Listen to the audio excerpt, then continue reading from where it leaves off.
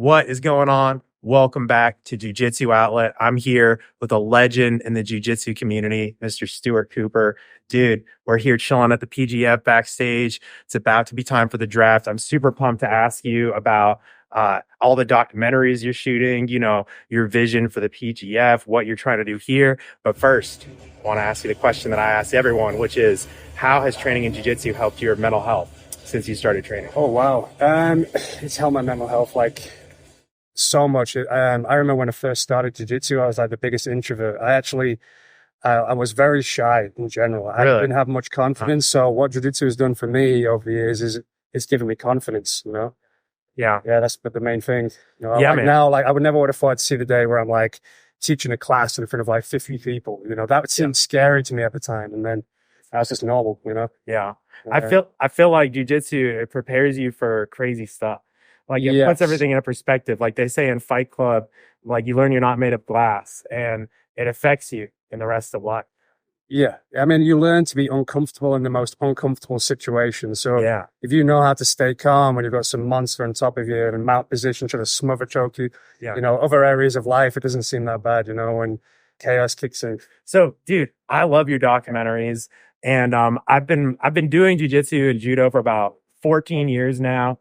And I think I found out about your documentaries like 2 years in when I was on YouTube or something. But I was like an early fanboy. And dude, it like inspired me so much because some of the stuff you were doing was just very artistic and stuff like that. And now these days, I send you stuff to anyone whenever it's like a new person. I'm like, oh, check this out. You know, you're the dude that I send them when it's like, oh, I've like, what one video am I going to get this person, you know, hooked on jiu-jitsu with? I send them your stuff, dude. And like, what got you to want to create stuff that good, you know, and like that, I guess you're very focused on quality. Like what made you want to go down that route? I was just kind of, that's just me in general. I'm just a perfectionist. So my idea was, I remember when I first started traveling the world training jiu-jitsu, I had read a book called A Fighter's Heart.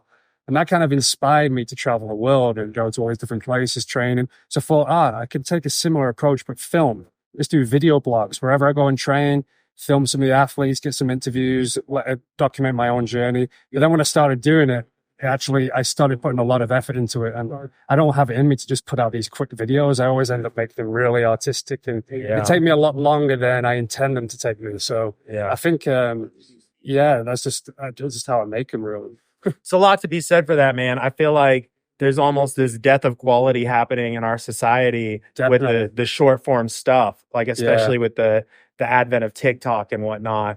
And dude, how do you feel like the PGF is kind of playing into that? Because we're here backstage, they put a lot of effort into the quality. Like, what's your vision for the content that you're trying to make here at this event? So I'm just going to be trying to film as much as possible, really, and get like a kind of behind the scenes, you know, maybe like a little short documentary on the whole season. But yeah, I'm kind of winging it, to be honest. I love it, man. I love it. Well, sometimes that's the best stuff. That's where it emerges. Like this podcast, for instance, we were just chilling. We were like, oh, hey, we got a minute. Let's do a podcast. Bada bing, bada boom. But dude, I feel like that's where art kind of comes from sometimes, if you think about it. So can you talk a little bit about your creative process? Like, how do you get into making these videos? Like, what inspires you? Who do you look up to? I usually because I'm a fan of jiu-jitsu myself. So I'm always watching it. And, you know, like recently I shot a video with Wagner Rocha. You know, I was a fan of his, and just watching him compete, you know, his style of jiu-jitsu, you know, he's different, isn't he? Yeah, you know? 100%. Aggressive. Yeah, he has a very different aggressive style, and it comes from MMA. So that was someone I always wanted to make a documentary with, because he's got a very unique style. And so that one I'll be releasing actually in a couple of weeks. So usually I'm Mason Fowler as well. He's someone I've been following for a while. That's awesome. But yeah, usually like whoever I'm a fan of really at that time is who I'd actually like to do a documentary on.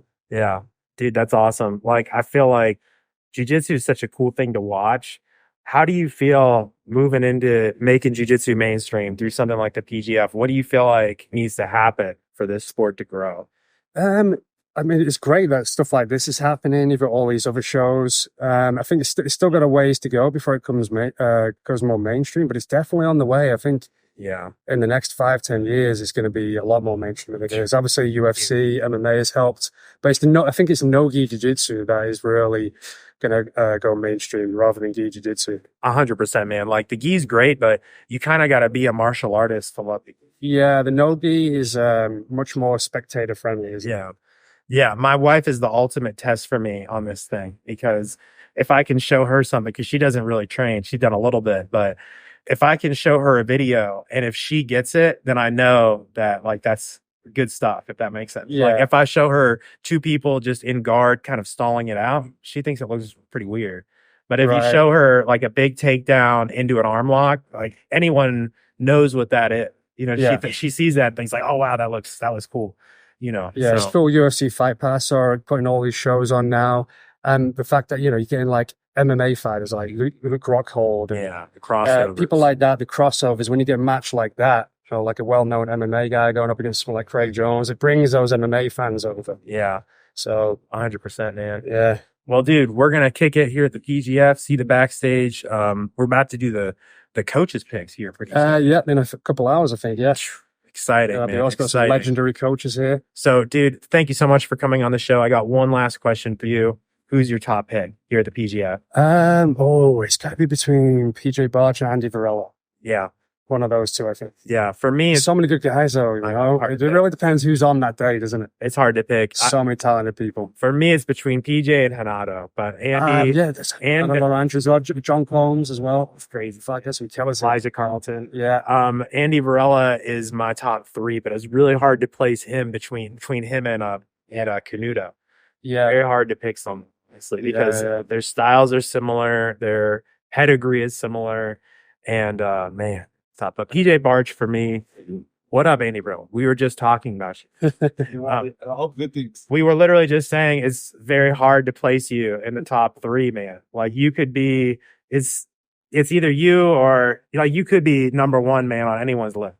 That's what we were literally just saying. Yeah, Andy Varela, literally. It's like what's it called? That movie where you say the guy's three names and then he shows up. And then the show just appear, yeah. That's what it's like around here, man, at the PGF. Yeah. Cool. Well, awesome. Dude, thank you so much. Tell us a little bit about what are you working on now and where can people find out? Right now I'm like getting back into making videos a little bit. I took a step out of the jiu-jitsu media content creation world for a bit just because there wasn't much money there, but I've always enjoyed doing it. I've been focusing on teaching, training, and competing a little bit myself. I'm about to open up my own school. Oh, really? Yeah, in Vancouver, Canada.